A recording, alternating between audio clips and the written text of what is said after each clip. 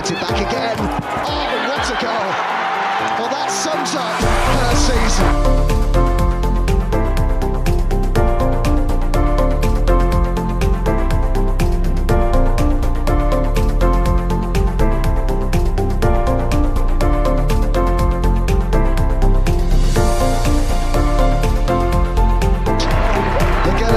WSL champions.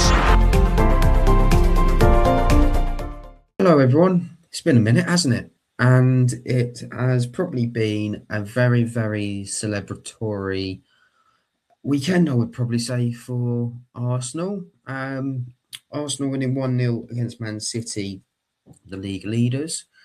However, welcome back to Vic Ankler's Wonderland is what I should have said first of all, but I didn't for whatever reason. However, my name is Matt Roberts, and as always, joined by the amazing and lovely Lottie. Oh, you're right, Matt. Yeah, I'm all good. I'm quietly sitting smugly after my big risk at the end of the last podcast. If you sort of listened to the end of the last one, you knew what I said. 13 game run, game over, and it had to be someone who you've seen every banger she scored, but this one live. So, yeah, good weekend. The streak finished. The last time Arsenal men and women played over the weekend, Saturday and Sunday, I sat there quietly suspecting someone wasn't going to lose. I thought we were going to win both. So I got a bit suspicious this weekend, and I was like, someone's going to upset me. But I'm actually pleasantly surprised for a change. Yes. Shall we get on to the news? This is going to be a very quick run through because there has been some transfer news a bit late into this. Let's just quickly go over the incomings. The academy players, Madiel, Vivlia, Michelle Agerman, Jessie Gale, Cecilia Wesley Smith, Naomi Williams and Layla Harbert all finished their loans at their retrospective club. Michelle Agerman, obviously no longer an academy player. She is considered part of the first team. She is undergoing her ACL rehab at the moment. And incoming also was Smilla Holmberg, who we've seen plenty of at the moment, especially dishing out those minutes. And it's nice to see Emily Fox given a little bit of a break. Just quickly, Lottie, your thoughts on Smilla Holmberg and how almost like she's fitted into this team like a glove. Yeah, we've kind of gone over this on the last pod, but she's got a wicked cross on. She is possibly, dare I say it, a replacement for someone who might be out the door. But 19 years old, to have a cross on there and just on her like she does is something absolutely sublime. I mean, she's come from Hammarby. Vivlia has gone out there. So hopefully she can pick up some of the skills that Smila's got. Well, there is another incoming. It's a goalkeeper, but I think this has come too late, to be honest, with the return of Daphna von Domschala in goal at the weekend. Barbora Vitkova has returned to the WSL after returning to North London. Yes, she did play for the other side of North London at some point. I think this was a couple of seasons ago, so you can forgive her because she's coming from Slavia Praha, but I do not think she's going to be playing any games anytime soon. Lottie? No, I don't either. I'd rather stick with Van Damsler and Borba at this point. I mean, Manu was walking around without any crutches or a boot on the other day, why was she wearing a boot? What am I talking about? Yeah, she wasn't walking around without any crutches on, which was great to see. So I think this is just a temporary thing till the summer. I think arguably Manu's contract is out at the end of the summer. I think she's going to move on, and that's no hard feelings. It's a bit of a shame, really, that she isn't going to make an appearance. No rumblings at the moment. So. No, but wait and see. You know it's happening when certain people are saying it. So we will wait and see. Also, let's move on to the out. So, as I mentioned earlier, Layla Harbert, she's now at Everton. Jessie Gale's gone to Bristol City. Cecilia Wesley Smith's gone to Rosengard. And Jenna Nicewanger to Aston Villa. Vivian Leah, as you've mentioned just now, Lottie, that she has joined Hammarby and Maddie L has also joined Glasgow City, all on loan. So it's really mad. A year ago today, I was at Jenna Nice-Wonga's debut. She hasn't even been in the club a year, and she's already out on loan, which is really disappointing. It does make me a little curious. Why sign a player if you're not going to utilise them? It just seems like a waste of transfer. Don't see it very much, if I'm being honest. If you pay a certain amount for a player, you expect to, say, at the very least play at least 10 games a season. I think she only managed about four appearances, and I think I was only at one of those games. It's bizarre. A year ago, we were playing London City Lionesses. Yep, because I can see. Sorry, I've got my photos. I'm on my phone. There's LCL. Yeah. I've got a bit of photos of Verslani. So there is a milestone going ahead, and that will be hit on Wednesday night. Should she make an appearance, Captain Kim Little. We've run out of superlatives to say just in general how I just call her Captain Fantastic now. Let's just be done with it. She's almost, you know what? You could almost say Mrs. Fantastic, because Captain Fantastic, Mrs. Fantastic. It's got a nice ring to it. But Fantastic. She is heading towards 400 appearances for Arsenal. Now, if I'm not very good at my appearances knowledge, but I believe that puts her in one of the top 10 of Arsenal women's players to play for the club. So I think it should be very high on that list now.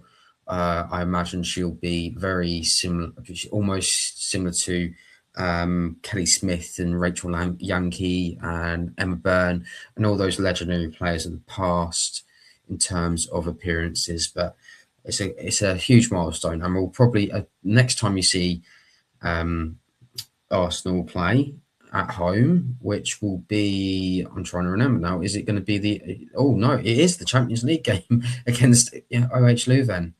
If I remember rightly, Emma Byrne's got 459 appearances. Right, okay. So and I think that puts Kimmy in second, followed by Jordan and Katie. So she would be the second most, first in terms of outfield players, second in terms of in general. It's still a remarkable history. Well, remarkable and historic for someone like Kim Little to be. Yeah. I'm not in terms of 36. You don't see many 36-year-olds playing at the highest level anymore. No. I'm just proving everyone wrong, and that's the main thing. Let's move on to Anna Borba, even, who's got that fantastic chant that to a very famous 2000s song. She has won the WSL Save of the Month against Manchester United. She has been, you know what, I think she's gonna. If my information is correct, she's only got a year contract. I'll be tempted to give her another couple of years because she has been a fantastic deputy for Daphne von Domselaar on that. But yeah, Annika Borba winning the second game. You have while we mentioned this, the Champions Cup, because we were late. With that became a delayed game. That game has now been penciled in for Wednesday, the 29th of April, with a 7 p.m. kickoff. So it'll be interesting to see what happens now, because Champions League and things like that will come into effect as well. Speaking of Champions League, the home tickets go on sale tomorrow for the home leg at just remind me, Bournemouth, Meadow Park. I got there eventually. How can you forget Meadow Park? It's been a while since I've been there. That's all I'm saying. But there is something that perhaps I can't. It keeps on coming up. I don't like to mention it. I don't think we like to go into it too much detail. But Once again, Eni Aluko has made digs. I should say that was digs at others in punditry and things like that. You know what though? I've just seen. I think someone sent in Laura. I think it might have been you actually, Lottie. Laura Woods sent a couple of digs her way, basically saying that we know who. If you've seen the video, the latest person to give her airtime on their podcast, you will see that she is absolutely ridiculous. I think what irritated me more is she's trying to gatekeep the women's game, and you, as Woodsy said, if you gatekeep it, you keep women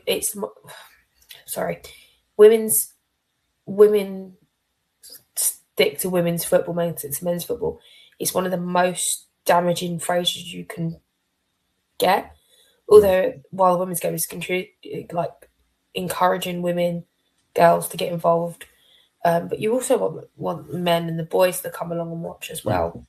And if you've got people like Ian Wright and is it Nedim Onoa? yes, I think I've said his name right. The people will follow suit. I think the most baffling thing out of this whole situation, she bangs on about how many England caps she's got. And she brought Farah into the conversation, which was really weird. Okay, so you sat next to her for the Euros final. No one really cares. Between them, they've actually got about 275 caps, to be exact. I know she said 290, but that's just being pedantic. I think the fact that she didn't know who Nadim Onoa was it's boggling. Because when he played for the under-21s, he was racially abused by half the stadium, and it was national headlines. He's in the same age group as her, so I'm not too sure how she's never heard of him. I will be honest, his knowledge during the Euros wasn't great, but his analytics of everything was so much better, and he's got so much better since. I do have a friend who is flying home for Ireland, actually. We were talking about this earlier today, and she wanted an upgrade on her seat. And she turned around and said, "Did you know who I am? I played for England. I have this, that, and the other." And the air hostess was just not interested. But I'm getting off subject. It was just something funny I heard. But yeah, no, to be a pundit in this game, you have to be able to articulate what you want to say, know what you're saying, and make sure what you're saying is based on fact rather than ahs, oh, I can't remember who that is. And you need to be able to be likable. And if you're not likable, you're not going to be invited back. She's had no work since the 12th of July, 2025. And yes, I did Google that as well, today at some point. Personally, I think she's running out of money. And that's why she's trying to get people's attention again, and everyone's talking. We've heard Rudzi have the indirect comments. She will not back her. She's openly said that. Woodsy is not a pundit. She's a sort of different category, obviously, but she's adding fuel to the fire, and I think she's taken the misogyny angle, and she's going to use the power of the men who think it's not okay for this to go forward. But I think now we've got enough fans to make her irrelevant. And the fact that I'm talking about it and I'm getting irritated by her and her hairline is just yeah. Every time I see it, it gets worse. It's getting it's receding. But how do I put it? She's not good at her job. That's why she's not getting the jobs. That's why no one wants her. You attacked one of the most loved pundits in women's football. He was there before we won the first Euros. He's been there the whole time. Hold my hands up. I did start watching the season we won the Euros. Well, no, season before that. I'll take that back. And when we were just starting out on all of this. But you learn so quickly from it all.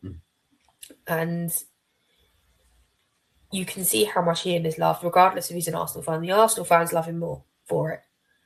But you attack Ian Wright, you don't expect the backlash from social media. Okay. And what baffles me in this whole situation, even when she did the men's UCL final, she's done a couple of other bits, and people absolutely picking on her. She played the victim card. There's 2 cards you can play. You can work them out. And everyone just points and laughs at her. If someone like, I'm going to use Joey Barton as an example. If Joey Barton came out and said what she said, he'd be annihilated. But because it's only Aluko, we sit there and laugh and point at her and tell her she's wrong. Like, where is the balance in that? It's difficult to say. The other person she did sort of point at was Emma Hayes. But Emma, oh my God, do you not remember that clip of Emma Hayes at the World Cup and all her folders? Yes, see, exactly what I was going to bring up. She goes into so much detail, and I think that comes from Vic. Vic would have been very detailed in his approach, so she's kept this sort of thing, and that's what keeps her in those top jobs. If you want a good perspective on being a top coach that isn't currently working, or is working, say, in a different different country, but is able to help out in terms of perspective. Someone like Emma Hayes, okay, now she's the USA coach and she's not going to be available for the World Cup in Brazil next year, but it just shows you that BBC have also had Renee Schlagers, Jonas Eidveld in the past. They do go out and they try and find these coaches so that they can get that ideology, and it helps you buy into what they're trying to do. Absolutely. I mean, ITV for the Euros won an award for their show. I remember Woodsy posted a photo a while ago. They won an award for that, and it just goes to show you, when you put the effort in and you know what you're talking about, and your opinions are based on solid fact or information you actually know, and if you get the right people, because you had Steph Houghton, you've got Ellen White, Nadeem Onuwa, and Ian Wright. You get the balance right, it's going to be great. But if you can look back on her and any Aluko's blunders, and you can sit there and count them over 10 fingers, even more, with some of the most silly stuff she's ever said, like with the trade secrets from when she was tasked with buying players for a certain club and how they hiked the prices up. You don't say that in public. Like those 2 clubs, if they work out who it was, they will immediately wash your hands. Like, we'll have nothing to do with you. No, back to the Emma Hayes thing though, Matt.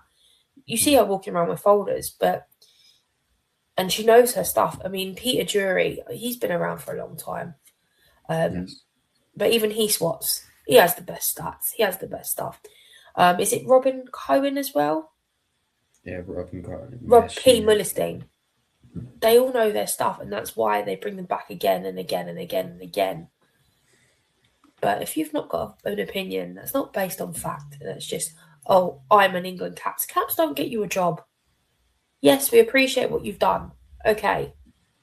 But it's not going to make you a better pundit because you've got loads of caps. No. It really isn't. I mean... You know what? It's quite interesting you mentioned that about the caps. Let's just take who was on Sky's coverage.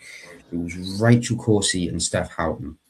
2 different careers, 2 different nationalities, but because they have experience in the WSL, relatively new. Both of them are. I think I'm going to completely get this wrong. I'm going to hold my hands. I think Corsie was a defender, but I think she was a midfielder, but she's also played in defence. Off the top of my head, but I would even go as far as Izzy Christensen. I love her. Yeah. I think she's brilliant. She knows exactly what she's talking about. After she left Everton. Yeah. She's gone into punditry, and a lot of people really struggled for her for a while, but now she's settled into it. Like, she's one of my first choices. if you're going to listen to a pundit, and like even at the men's, if you're going to listen to her, it's going to be her. You know. No, you did mention a good point though. Let's say if it was gatekeepered, I wouldn't be here. Full stop. I wouldn't be here. I would probably, you know what? I'd probably not be nowhere near football at all. No, That's how much. There was a sign that a little boy said, "Women's football saved my life." Essentially, during lockdown, I was so tired of men's football and how boring and repetitive and the cheating and all of it. It just felt constantly just depressing, I think is the only way to put it. Women's football made me sit up and really start to take notice. Okay, yes, I've only been watching for about, well, it will be about 6 years. But those 6 years, I look at and gone, you know what? I probably enjoyed those 6 years a lot more than I would have done as just a men's fan, because I've managed to see this team win Conti Cup final, League Cup finals, should I say, not Conti Cup, because it's no longer the Conti Cup. I've managed to go to an FA Cup final. I've done things that I never thought would be possible to go, because the men's game is pricing people out.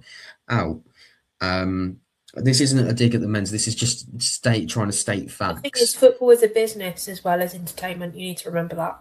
Yes. Bear in mind that, yes, I do support Arsenal and I'm living 100 miles away. I'm spending nearly £100 to get down to London in the first place. If you take the men's tickets into account, that's nearly £200. That means that's £200 that's not available for whatever else, X, Y, Z. I'm not going to name things because people aren't as well off as other people, but it's not sustainable, and it feels like the heart of football has left, whereas with women's football, the heart is still there. It's slowly growing. I mean, we might be seeing the start of £30 tickets for a game, and you know what, £30 a ticket, I'll take that. That is, if it means I get to see Chloe Kelly score a last-minute goal, or in Caitlin Ford's or Stina Blackstenius getting another trophy. I will happily pay that money because they have earned that money. I mean, those back-to-back games that we watched 2 weeks ago, that was fantastic football. In both games, we got to see some fantastic players, and we got to see players that we never thought we would possibly see. And even if you go back to this game against Man City, you've seen players that are just blowing. Okay, Vivian Media, for example, Media. What am I talking about? I'm sorry for the Dutchies. Lottie does look really sharp. I don't know where I was going. I know Kim Little took her home in the pockets, but come on, that's just me. Vivian Miedema, fantastic player, legend of the club, no denying that. There's little kids there that I've never seen her play in an Arsenal shirt. But you can say the same about Bunny Shaw. I mean, I looked at her, I was watching her at the Man City game, and I never realised how tall she was. She doesn't look huge, but you stand next to Kim Little. Kim Little looks like a teenager. Yeah. I'm still waiting a growth spurt. I know I should be saying that about Kim, but that's the easiest comparison sort of thing.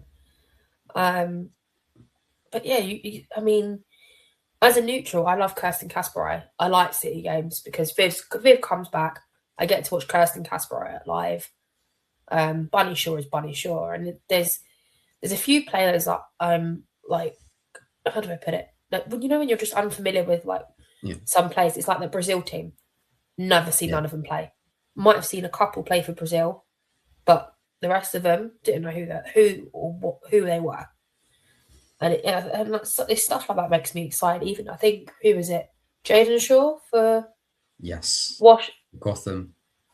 Yeah, I was going to watch it. See, we're both doing it tonight. Yeah, no, because the colours of the badges are quite similar. I've had the badge in my head, it was the wrong one. It was like Jaden Shaw. She's 20 years old, and she's actually a joy to watch. Yes. Unfortunately, she's not my NWSL team, but she's great to watch as a neutral. Yeah, 100%. I think we'll just quickly talk about Man City as they were the team on Sunday. Back to the Arsenal. Sorry I'm about not. that, guys. I'm not gonna.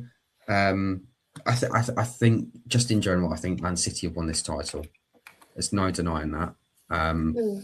I if you want some positive news, Arsenal. I think fans. I think Arsenal are going to get second again. Second again. I just think that there's been too many draws, not enough wins, and that's No, what's but you look at the last couple of games, right? We beat Chelsea, become world champions, beat Man City. And we're in the position we're in because we dropped points to teams like Aston Villa and Tottenham. Yeah. Like, it's just ridiculous.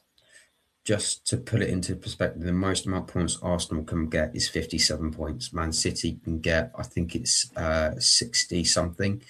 So that's if City don't lose any games for the rest of the season.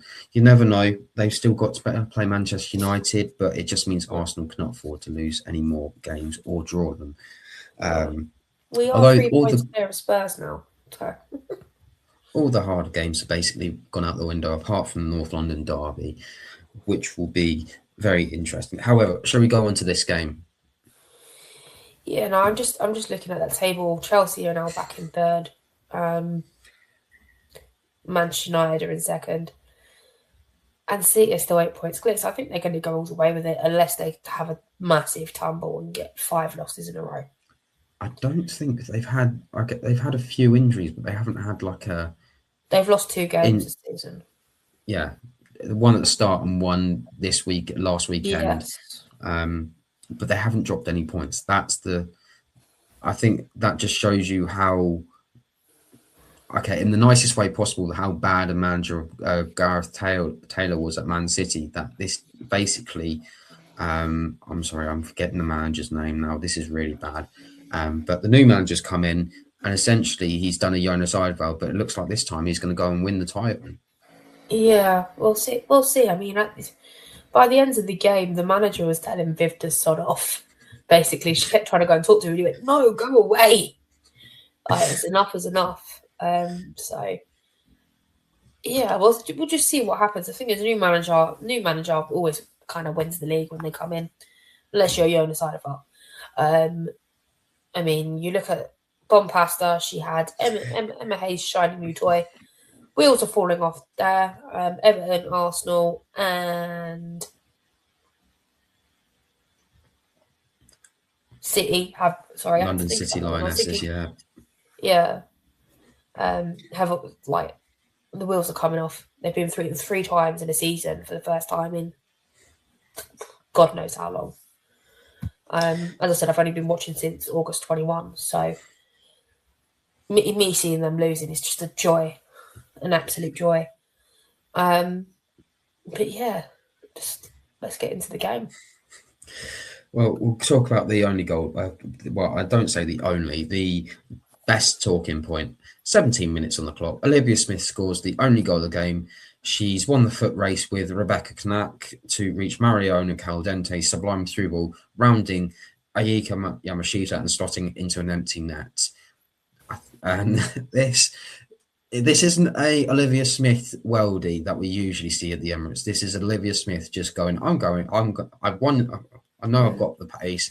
I know I'm going to beat the goalkeeper to the ball. And this was such a nice goal to see. It's not going to win any goal of the month or anything like that. It's just a really nice goal. And it just showed that City are still can be exploited in how they play.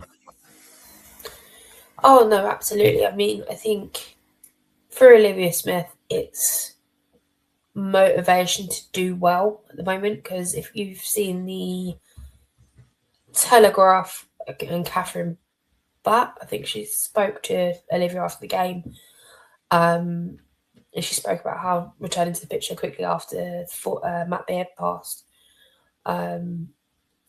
was a massive motivation for her, because she believed it's what Matt would have wanted. He would have been sitting there and asking him, "What are you doing? Why are you not playing?" So it's when a player finds a bit of form and something like that happens, it depends on the player, but you have the mindset, I'm going to do this for this person, whether they're here or not. And I think that's her main motivation at the moment, which is really great to see. I know that Liverpool game been rescheduled yet? It hasn't, has it? No, it's the Leicester game. It's the Leicester game. So, it's just great to see her just getting past City. Thing is, they didn't look too confident with us anyway. We were running the midfield. Kim Little was pocketed Miedemar, which was, I never thought I'd see the day, but if anyone's going to do it, it's going to be Kim. She knows her well enough. She's been here for 5 years. Was it 5 years she was with us, Viv? Yeah, 5 years. 2018 to 2024, so bit longer than 6. But she's been playing at the Emirates for 5 years, and it's always pretty special. We were singing North London Forever, and she kind of just looks round I think she misses it. I really do, but she gets it once a season now. So, but yeah, no, I think what got on my nerves again was the referee decisions. We were being taken left out, and certainly we were wearing our shirts pulled and everything, and it was just, I don't know. I'm surprised a few of the girls kept their heads. Put it that way. There were definitely a couple of potential penalty calls that you look at and go, that could have been a penalty. Especially watching it back home, there was a couple. I think it was Mariona Caldente with a slide tackle. She should have been sent off. I'm sorry. That was a penalty all day, and she should have been sent off. Lauren Hemp got cheated. I'm sorry. I feel like it was a bit of luck there that if. Again, we talk about refereeing decisions and things like that, and it's part parcel of women's football. But again, the referees need help there, because there was a couple of times where you could have gone, you know what, that's a penalty. That's a penalty. Absolutely. But it's the same argument me and you've had for ages, though. You bring VAR in. How can you bring VAR in when the referees can't even spot a handball? I'm going to be honest. I don't think VAR settles the problem in women's football. I think what needs to happen is, I think we go back to 2 weeks ago when we were talking about when we became world champions. Okay, it's a we've seen that they've gone to VAR and VAR's turned around and gone, no, that's a penalty. Why did it take so long? It took about 4 minutes to reach a decision. It's getting to the point where this is becoming, I don't like to say it, but it's becoming. So at the World Cup, those VAR interventions were, I'd say, at most 2 minutes. Now they're taking about 4 minutes, 6 minutes, and it becomes it got to the point where she felt like she weren't in control of the game. Yes, it was goal kick to Daphne, and she's taking the ball off her. What are you doing? There's also the instances where she kicked Katie off the pitch. What are you doing? Yeah. And Katie's walking to come back on, and she was absolutely fine. She was literally fuming with the physios because she wasn't ready to. She didn't need to come off. It got to the point in the stands where Yamashita went down, and we were just shouting at the ref. Ref, you going to take her off for 30 seconds or what? Obviously, goalkeepers are exempt, but when fans are sitting there asking who's the Tory in disguise, like. Yes. What are you supposed to do? I think sometimes there's the other chant that goes around, can we substitute the referee and things like that. And he just puts into perspective it's more, where's your cards? Yes. There should have been so many more cards given in that game. But even to our players, I will own that. Yeah, you know what? I would actually keep an eye on the games this Sunday. On the FA Cup matches, because some of these games they will have referees in them that have not refereed at this level at WSL level before. So do keep an eye on those games just to see what the difference is between that and because some of these referees we may see on a consistent basis further down the line. But at the same time, the simple action of this, well, I know you say it's an argument. We're on the agreement that they just need help, and they need the right training. I mean, it would be nice to be able to have a goal line technology involved first of all, but this seems to be they seem to be doing everything but helping the referees and linesmen out with technology already available. Like people who have come in for the WSL, the new people, I can't remember who they're called. That's how annoyed I'm with them. They've decided, let's spend our money on a rebrand. WSL didn't, and the Championship didn't need a rebrand. We needed investment in our referees. We need fully qualified ones, not part-timers. Like we need investment in goal line technology. We need investment, like that VAR's well down the line. That's the last thing I want. Yeah. And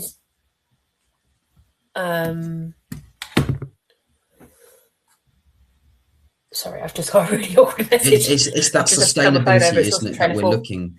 The sustainability that we can have with referees. With I did a article a long time ago. It never got published, but essentially the football pyramid was a mess. And at one point, it had 13 teams in one of the lower leagues. If your league has odd numbers in, you've got one team that could potentially know that they're champions or know that they're relegated before their last game of the season. That's a bit of a... I think at this stage, even now, we know who's getting relegated, but there's only a point in it. Yes, but at lower league, where it's let's say 13 instead of 14 teams in one league, it is a demoraliser and it's not helpful. I know we're getting off topic, but we should probably go back. I will go back to my stats because you do love a good stats. Arsenal had 12 shots, 4 of them on target. Man City had 8, and only 1 of those were on target. Well, it just shows you we bought our A game. It was nice not to see like, what we're going to do, it's Man City. It was like, this is our house. We play by our rules. And there was a foul, I think, in the second half by Viv. She said, I never touched on him. I was like, Viv, come on. You know better. Like, it's just ridiculous. I mean, even when Beth ran into her as well, I was like, that's going to be an awkward drive home. Beth didn't even realise that she'd actually hurt her because they're doing their jobs. But yeah, to have 1 shot on target with the top tier talent you've got. Lauren Hemp was causing problems. Bunny Shaw was very quiet. Viv did try, but got to 86 minutes and she was done. She just had a massive cramp. You know what is quite interesting as well is Caroline, who's fresh off a hat-trick. And oddly enough, if you go back to this season, the only other player to score a hat-trick this season is Ornella. I'm sorry, I'm going to forget her last name. Ornola, yes, but her last name begins with a C. I'm going to get it completely wrong. We'll mispronounce it. So I'll just call her Ornella. Plays for Everton. First game of the season against Liverpool. Goes and scores a hat-trick. Vignola. Vignola. Cornella. Yes, thank you. I've said it like 3 times. The Everton fans are going to crucify me for that as well, but I'll just call her Ola. It's alright, they can crucify me as well. I know who you're talking about. But yes, essentially she goes to score the hat-trick. Next game against London City Lionesses, she's trying to make things happen, but she isn't able to influence the game as she did. Same thing happens with Caroline. It might be the fact that a hat-trick might be a women's football's curse. I think for them too, it's their first season in the WSL. If they'd been around a couple of seasons, Caroline's been here for over a year now. Huh? Caroline's been here for over a year now. Well, she had half a season last season. Half a season, yeah. So in January, it would have been. Yeah, so this is her first real full season. That's what I meant. Sorry. Mm-hmm. Vignola, it's her first full season as well. It takes time for people to settle down. look at Stina when she first come in. She's never offside. So it's a lot better than it was, but you've got to wait for people to settle down. Mariona didn't need loads of time. Olivia Smith didn't need loads of time, nor did Russo. But I think Russo was a bit slow to start with, but once she settled in, it's sort of that bedding down period. You've got new players coming in. You've got OG players coming back for injury and stuff like that. And I think, although Carolyn has been here for like a year now, including the last half of last season, it's finding your feet, because we know the Brazilians find it cold here. So we know Rafa left because it was too cold. Otherwise, she would have stayed. She would have been perfectly happy. So, yeah, I just think someone being cursed for a hat trick is not ideal. People will turn around and say, huh? People will turn around and say, not cursed. But you know what I mean? They don't perform as well as they did. And it's like it becomes like a 6 out of 10. You could probably apply that to Carolyn, I guess. But Ornella, Vinola, no, you can't. She's been here for 5 months, going on 6. I know that because I've had him in my fantasy teams at the beginning of the season. when she did play against London City Lionesses, she did try, and she was trying. I'd say that was a 7 out of 10 performance. It wasn't a 6 performance. She didn't go missing. She never really goes missing. She is a very good player to keep an eye on. And if you do go, phenomenal. I'm not going to argue with that. Yes, she is a fantastic player, and it just goes in to say that sometimes there are these hidden gems that just other teams look at and go, how did we not get this player? But speaking of players that have been a little workhorses, Kim Little, player of the match, well deserved. As I think everyone was saying that.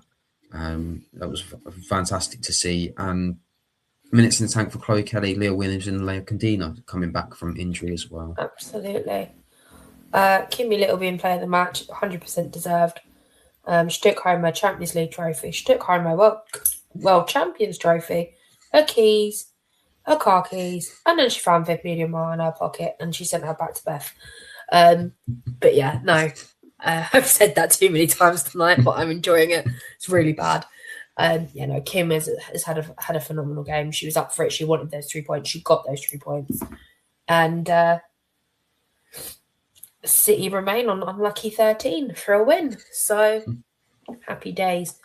It was nice to have that triple switch of Kelly Williamson and Holmberg when she came on. I think it was much needed. I mean, Liv Williamson was the steadying force to hold that back line. Chloe Kelly, I was standing there thinking, you've got to get goal, but there just wasn't enough time for her to settle down and really go at. I think it was it Rebecca over that far side? Rebecca, I believe she can play either centre back or right back. So it might I can't remember who's the other side of her. That's annoying me now. But whoever's on the other side of her, she did go at her, and it was good to see her defensive work. Leia Cadina's just doing Leia Cadina things. I love her.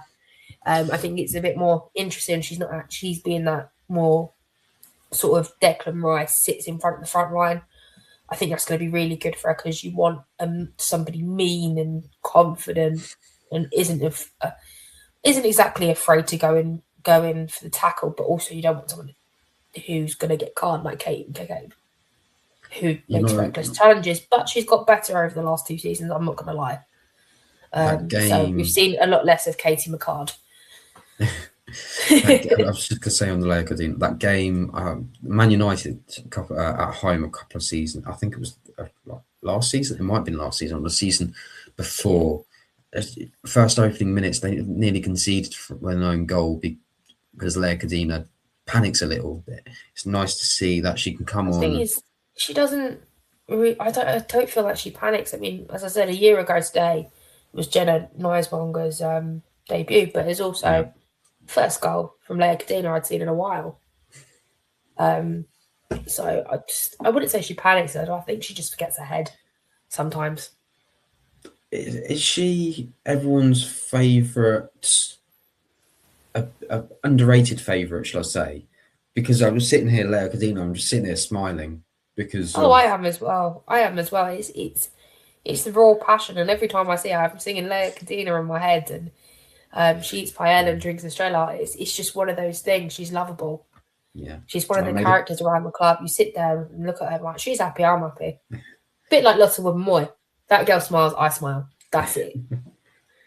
Well, that is all for us tonight. You can follow us at VAW Pod on Twitter, Instagram, and all the magical social media networks. Skype, as Blue Sky. Sorry, I don't know why I said Skype. Skype does not exist anymore. No, it doesn't. It's all coming out tonight. Where can the lovely people find you, Lottie? You can find me at Lottie_AWFC. I'm actually having some entertaining conversations at the moment. If you want to come and check out my feed and give me a follow. The Ennio Luco one got me rattled, so got some interesting tweets up if you want to go and check that out. I've currently had to lock my Instagram, so I'm not accepting any followers at the moment, I'm afraid. I am on Blue Sky, but I'm not really using it at the moment. You can also follow me at MattLR28 across all the social medias.